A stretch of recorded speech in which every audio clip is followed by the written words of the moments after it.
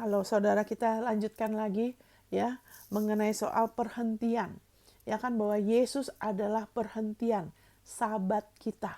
Ya, masalah bisnismu, masalah kesehatanmu, masalah rumah tanggamu, masalah anakmu, masalah di jiwamu, rasa suka malu, penolakan kebiasaan bohong, mungkin ada yang terikat narkoba atau apalah, saya nggak tahu, krisis identitas. Ya, saya ini laki apa perempuan.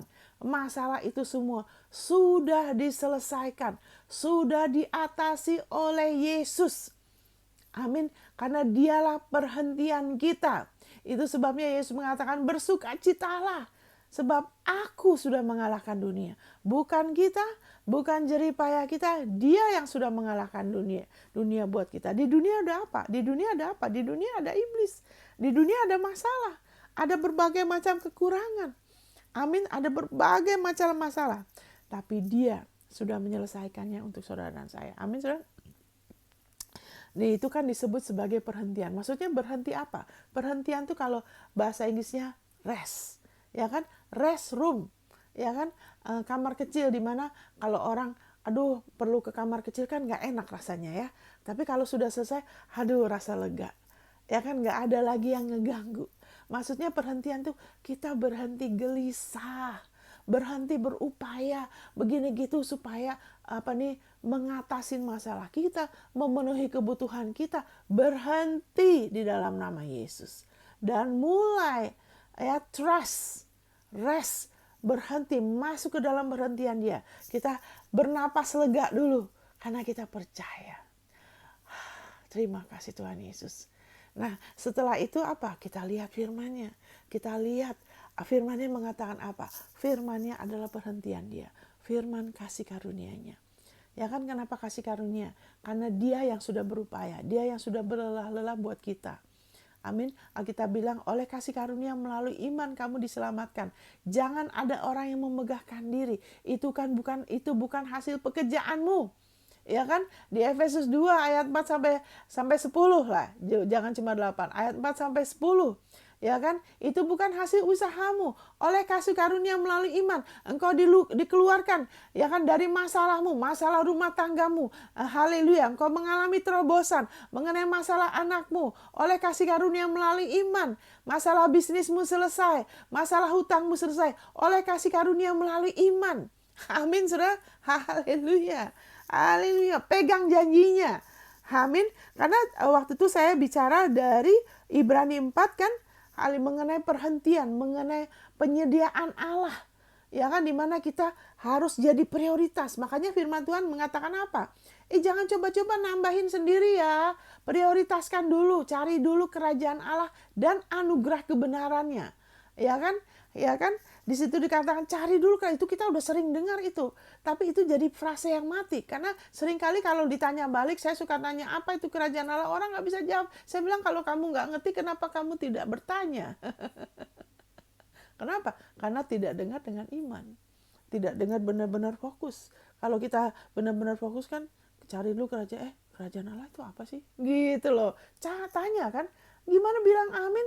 Terus amin iya, cari tapi nggak tahu apa yang dicari. Nggak ngerti apa yang dicari. Harus tanya, saudara. Tuhan senang kalau ditanya-tanya loh. Amin. Saya pernah beberapa kali saya tanya, pokoknya wow, kalau dapat jawabannya, wow, saya terkagum-kagum, saudara. Saya pernah tanya satu kata, sembari santai aja di atas tempat tidur, saya baca, Tuhan ini apa sih satu kata ini, nggak ngerti. Besoknya saya ke satu gereja lain ya, waktu itu saya di Jepang beberapa tahun yang lalu. Di gereja itu masa gembalanya lagi membahas satu kata itu. Wow, saya bilang Tuhan kok keren. Makanya tanya. Jangan marah ya. Supaya saudara nggak ngantuk ya. Jadi kemudian dikatakan di sini ya kan, Tuhan sudah siapkan. Jadi gimana dong Ibu Monica supaya itu nyata? Nah, terus dikatakan itu kan waktu itu saya bicara dari Ibrani 4 ya.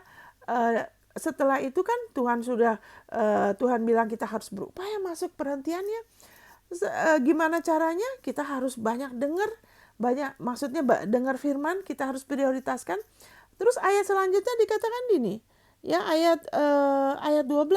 Sebab firman Allah hidup dan kuat dan lebih tajam daripada pedang bermata dua manapun, ia menusuk amat dalam sampai memisahkan jiwa dan roh, sendi-sendi dan sumsum. Ia sanggup membedakan pertimbangan dan pikiran hati kita. Jadi saudara, yang bisa menolong kita. Ya sering kali orang bilang, ini Tuhan apa saya sih? Gitu kan? Ya kan? Ini Ibu Monica bahasa roh ini saya yang mengada-ngada apa Tuhan? Ya memang firman Tuhan bilang kalau berbahasa roh kita yang berdoa, memang roh kita yang berdoa. Tapi saya nggak mengerti. Iya, tapi kan firman Tuhan bilang memang nggak mengerti. Amin.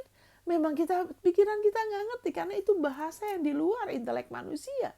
Bahasa yang jauh lebih lengkap karena pikiran kita sangat terbatas. Kita nggak tahu orang-orang yang kena apa nih, gedung yang mau runtuh atau gempa tiba-tiba rumahnya hancur, berapa mungkin dia profesor, saya nggak tahu, tapi dia nggak ngerti berapa menit sebelumnya.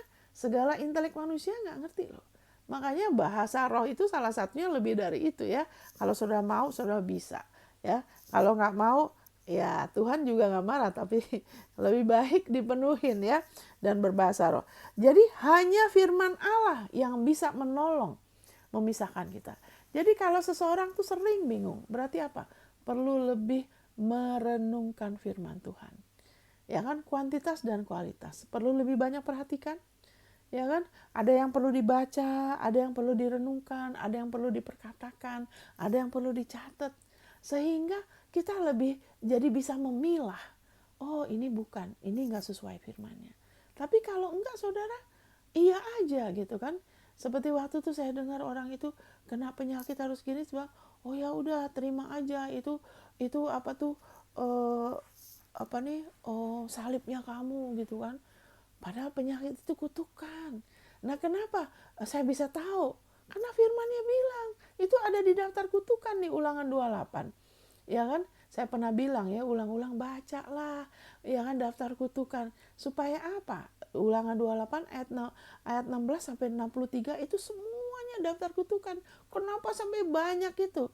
Karena banyak orang tidak tahu itu kutukan. Jadi disabar-sabarin, ya kan? Di apa tuh, dipelihara lagi. Disayang-sayangin gitu kan, jangan penyakit keturunan atau apa ya kan, misalnya kan itu kutukan, jangan ditoleransi. Nah kalau kita ngerti, kita renungkan, baru kita bisa lawan. Karena iblis, kejatuhan Adam, jiwa kita kan belum diselamatkan. Jadi bagaimana kita dibesarkan atau apa, itu masih nempel di jiwa kita. Cara pikir yang keliru, ya kan, perasaan yang tidak baik, kemarahan, kebiasaan dendam, kebiasaan iri, ya kan, atau kebiasaan ngambek dan sebagainya.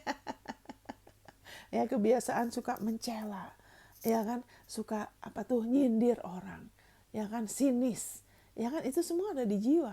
Itu bukanlah ciptaan baru kita.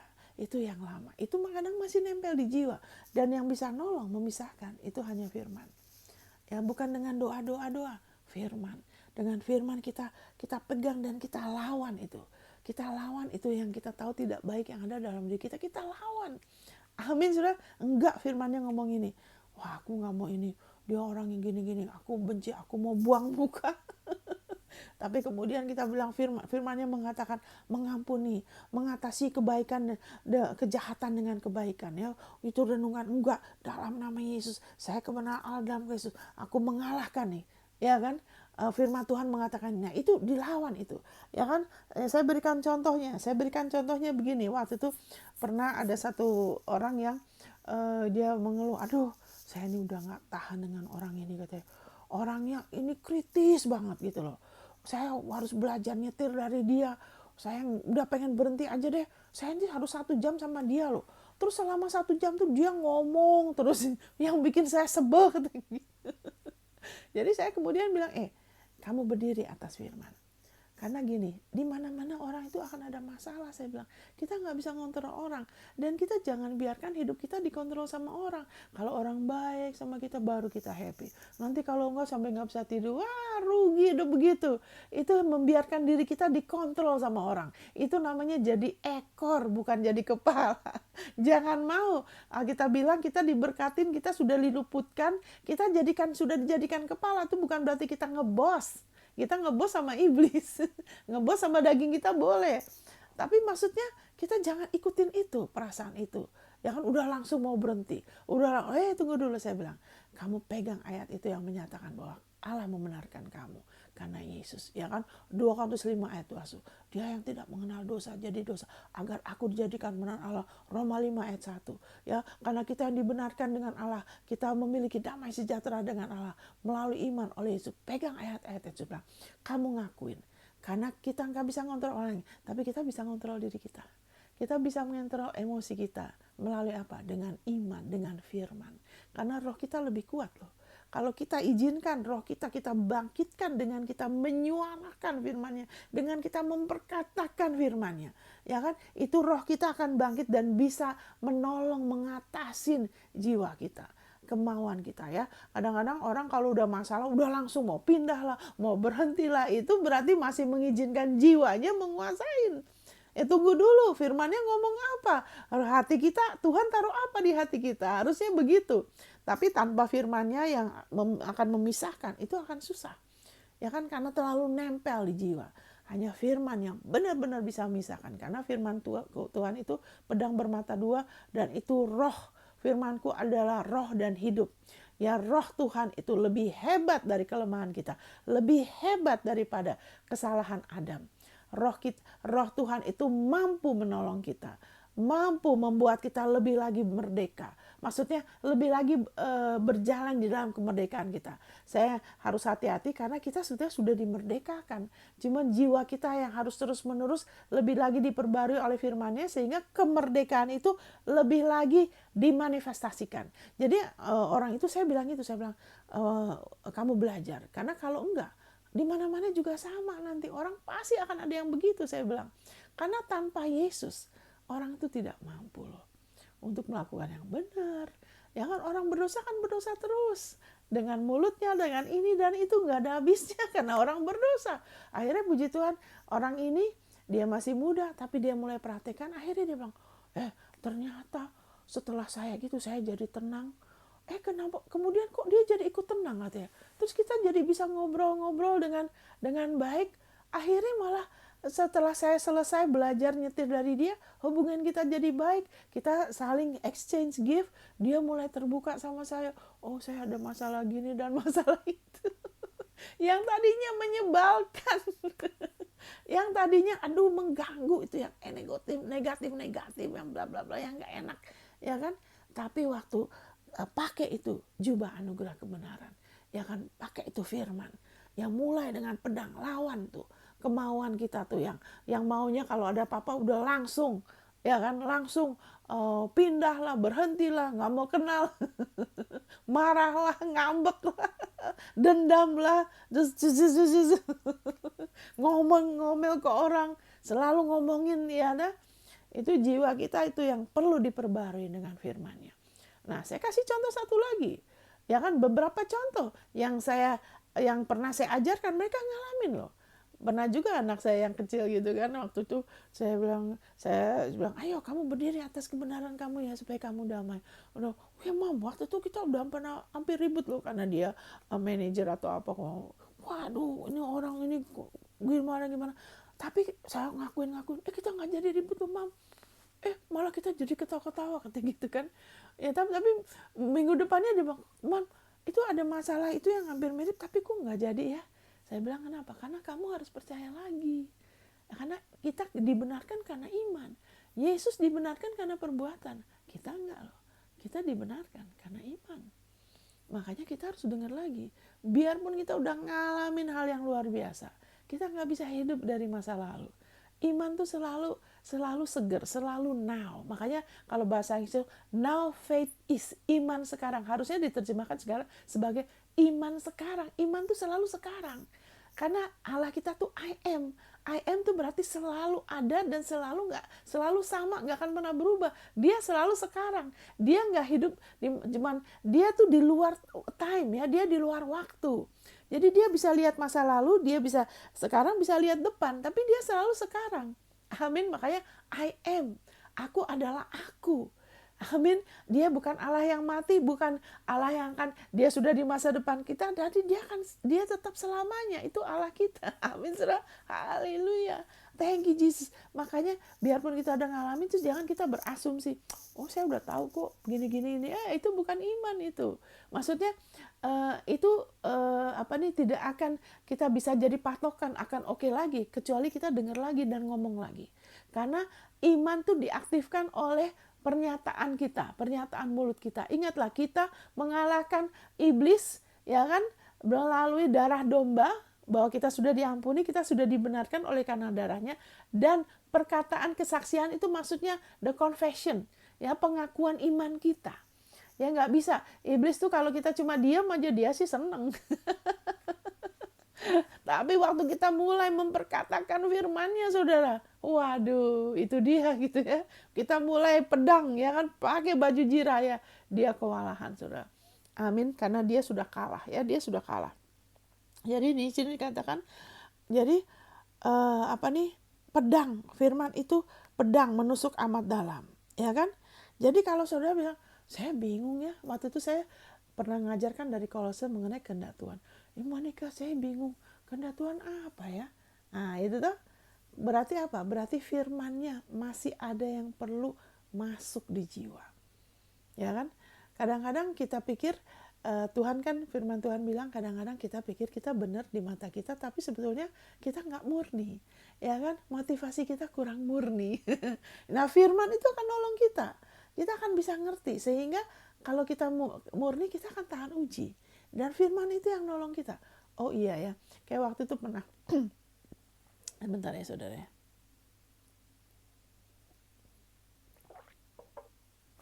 Oh bentar.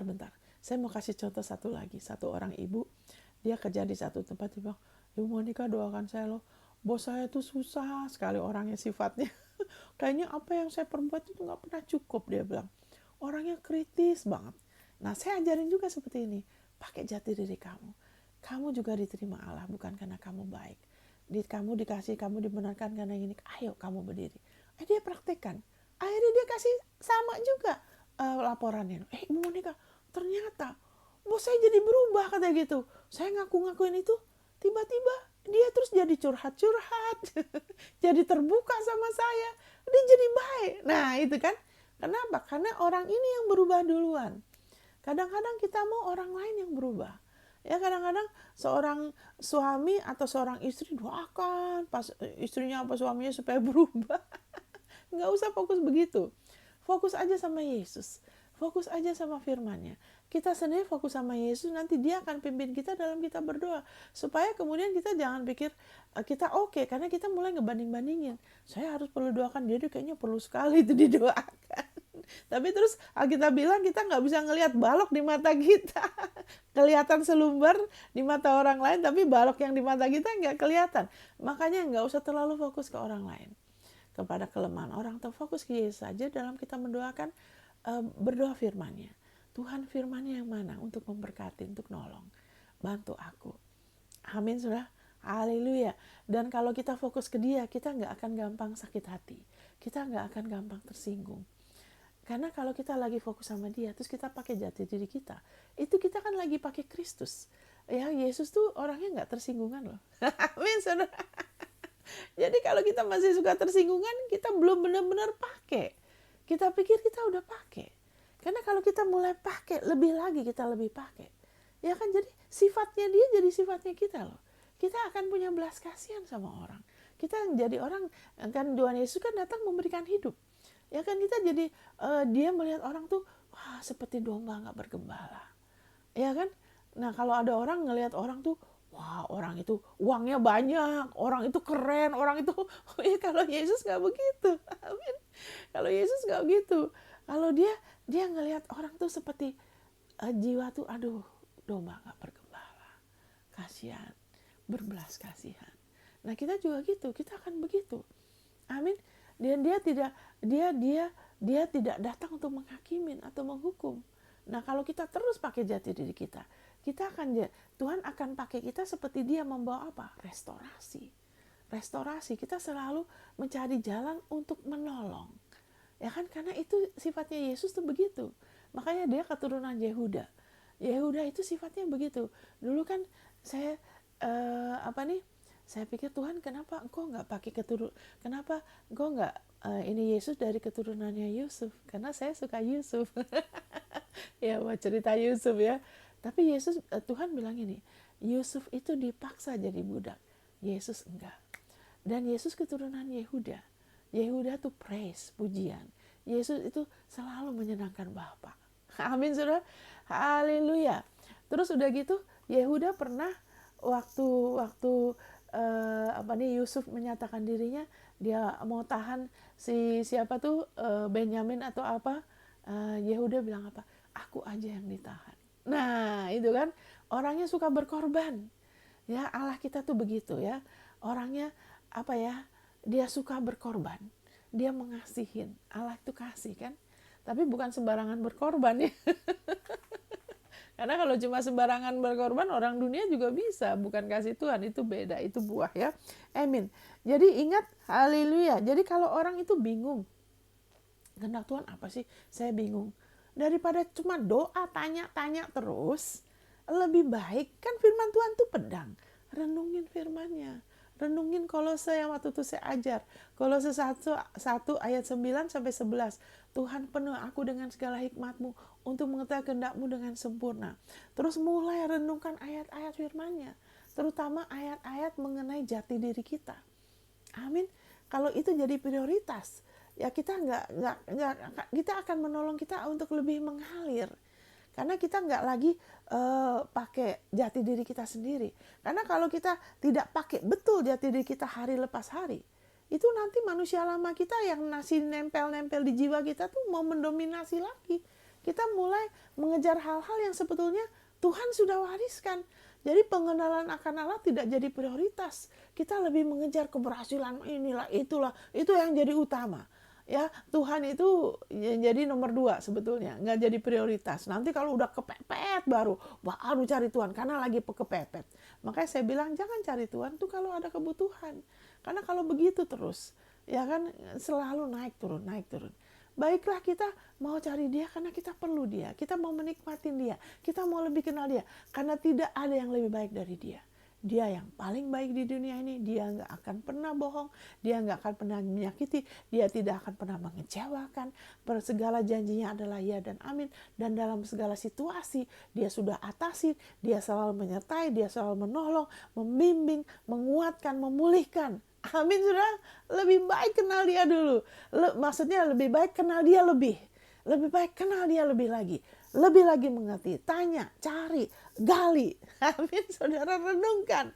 Ya, jadi kalau masih banyak bingung, ya kalau kita di satu ruangan yang kurang terang kan banyak yang nggak jelas. Tapi kalau semakin terang kan, semakin gampang.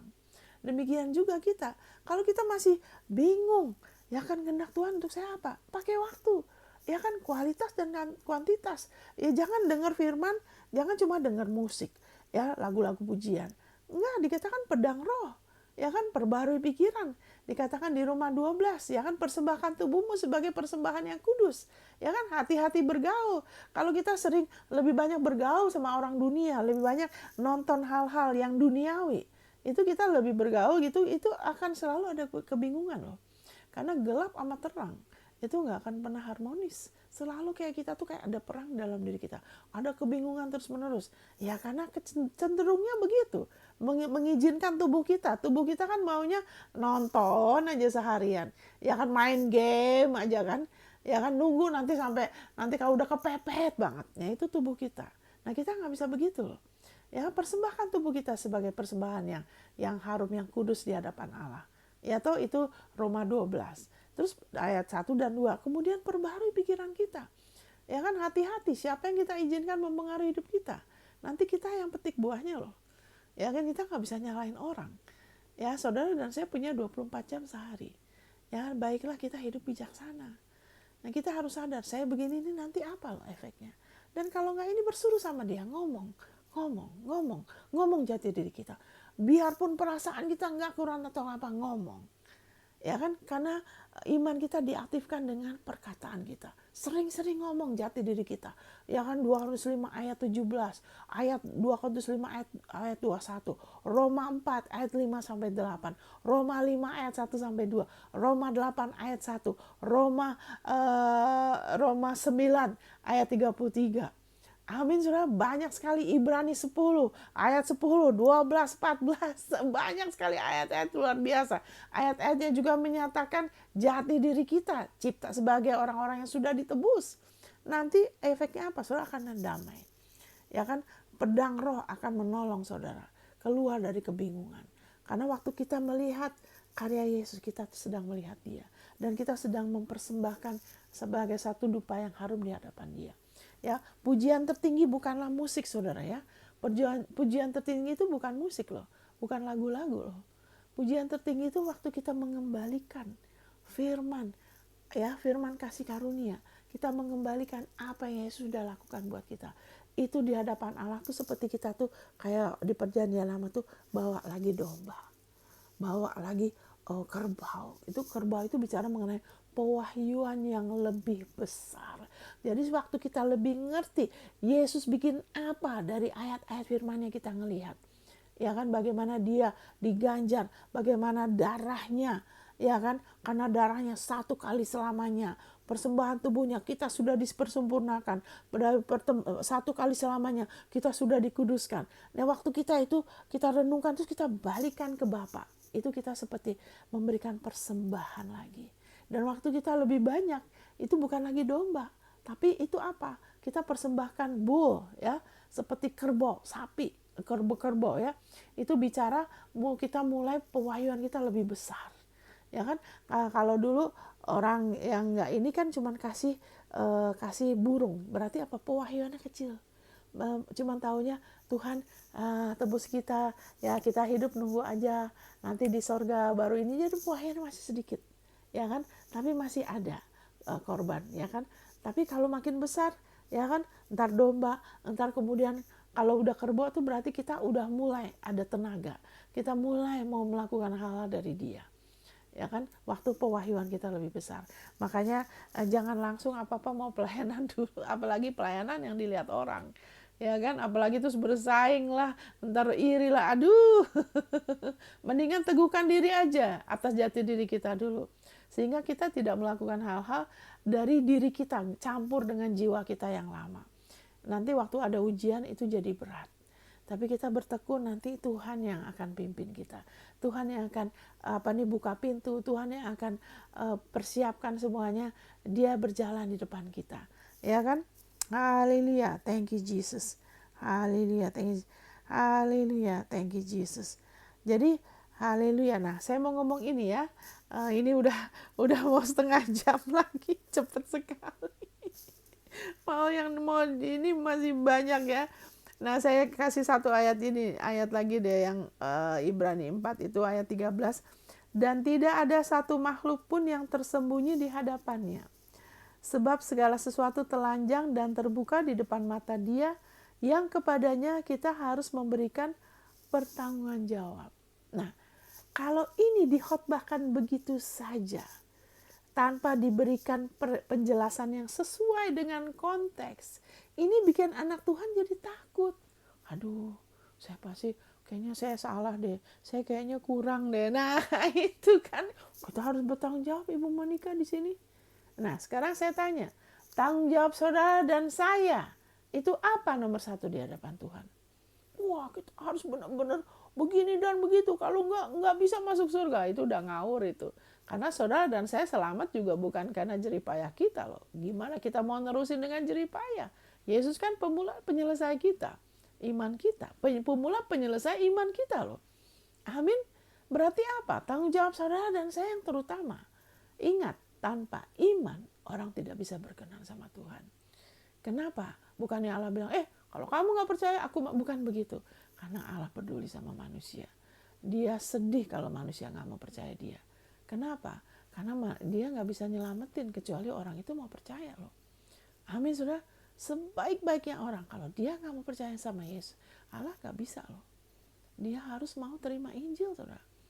Makanya nomor satu tanggung jawab saudara dan saya adalah percaya dan percaya terus. Kita sudah mulai ya kan dengan kasih karunia melalui iman. Kita harus terus begitu. Jangan rubah jadi daging. Dengan apa daging? Dengan kekuatan sendiri begini dan gitu. Dengan doa harus begini seolah-olah itu mulai dengan Yesus alfa, kitanya yang omega. Nanti kita jadi sombong. Dinasehatin susah kadang-kadang. Ya kan? Susah mau Tuhan pakai lebih dari itu karena udah merasa oke. Saya kan udah begini dan gitu. Itu lebih susah daripada ngomong sama orang berdosa loh. Kalau orang yang berdosa tuh, aduh aku butuhin Tuhan tolong, itu lebih gampang kadang terima dari Tuhan. Tapi orang yang sudah merasa dirinya benar, itu susah kadang dinasehatin loh. Itu Yesus mengalami masalah dengan orang-orang seperti itu. Makanya baiklah kita sadar. Kita diselamatkan oleh iman melalui kasih karunia loh. Biarlah kita tetap, ya kan, tanggung jawab kita yang terutama. Kita harus berjalan dengan iman.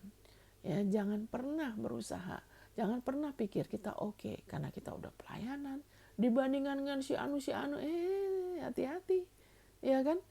Jangan beralih kepada apa? Perbuatan. Kita bilang di 2 Petrus pasal 1, orang itu jadi buta dan picik karena dia lupa dosa-dosanya sudah diampunin. Karena kemudian dia pikir, oh aku nih oke karena aku begini dan begitu. Ya hati-hati, jangan saudara. Amin. Kita orang benar, ya kan? Roma 1 ayat 16-17, orang benar. The just shall live by faith. Orang benar hidup oleh iman. Berarti kita harus mau terus merendahkan diri kita dengan kita terus mau dengar.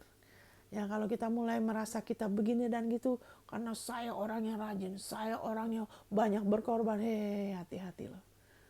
Hati-hati. Nanti hidup saudara dan saya hidup jadi berat kalau gitu. Saya percaya nggak ada di antara saudara. Jangan suka ngebanding-bandingin. Ya kan, buah itu Tuhan yang harus uji, bukan kita. Kita nggak bisa nilai, karena kita harus dimurnikan semua jiwa kita. Dan yang bisa murnikan itu cuma firman-Nya dan darahnya. Beriman sama dia terus. Ya, amin saudara. Jadi dikatakan kita memberikan pertanggungjawaban dengan apa? Dengan kita terus beriman sama dia. Kita tuh carang. Tanggung jawab kita ialah apa? Terus terima dari dia. Karena sebagai carang, Yesus bilang, tanpa aku kamu tuh gak bisa apa-apa. Jadi puji Tuhan, haleluya, Tuhan tahu semuanya. Terima kasih Bapak. Haleluya. Aku udah salah, tapi salahku itu sudah dihakimi dalam Yesus. Terima kasih Bapak. Darah putramu sudah menguduskan aku. Amin saudara, saya tetap percaya, saya dibenarkan karena dia, dan saudara ngakuin firman-Nya, saudara kembalikan kepada firman-Nya kepada dia. Firman-Nya tidak akan kembali kepadanya sia-sia. Nomor 1 tanggung jawab saudara dan saya adalah kita harus beriman dan beriman terus. Biarlah menjadi prioritas firman-Nya, firman kasih karunia. Jangan menjadikan kegiatan yang lain. Ya, mau jadi ibu yang baik, mau jadi istri yang baik, mau jadi suami yang baik, terus begini dan gitu.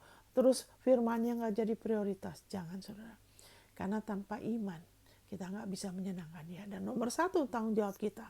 Ya kan, bukanlah kepada manusia, bukan pada istri suami. Itu nanti dengan sendirinya. Kepada anak nomor 1.